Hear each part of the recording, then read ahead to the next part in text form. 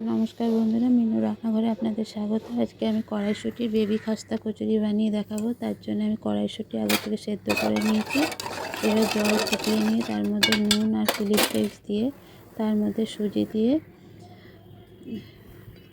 একটা ডো তৈরি করে নেব। ডোটা তৈরি করে আমি কড়াইশুঁটির একটা পুর তৈরি করে নেব। তার জন্য আমি মিক্সিং জারে ধনে পাতা, কাঁচা লঙ্কা, আদা, রসুন,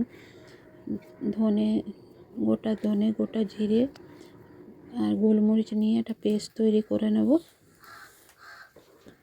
পেস্টটা তৈরি হয়ে আসলে এবার আমি কড়াতে তেল গরম করে তাতে হিং ফোড়ন দেব।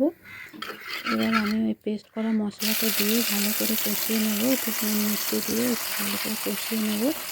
ভালো করে কষানো হলে আগে থেকে সেদ্ধ করা কড়াইশুঁটিটাও আমি একটু পেস্ট করে নিয়েছি, সেটাও দিয়ে দেব।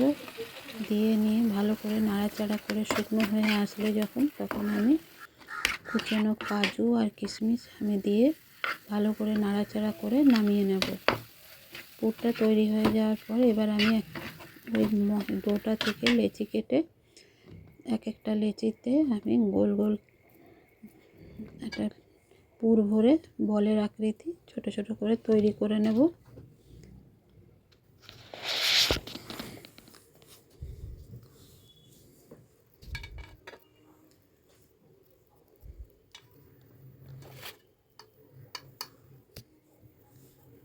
এইভাবে আমি ছোট ছোট বেবি খাস্তা কচুরি তৈরি করে নেব।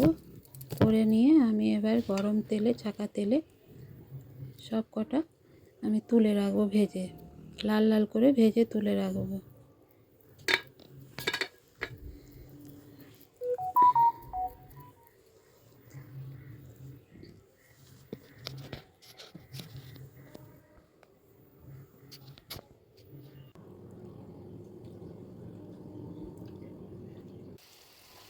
তৈরি আমাদের বেবি খাস্তা কচুরি। বন্ধুরা, আজকের এই কচুরি রেসিপিটা আপনাদের কেমন লাগলো একটা কমেন্ট করে জানাবেন।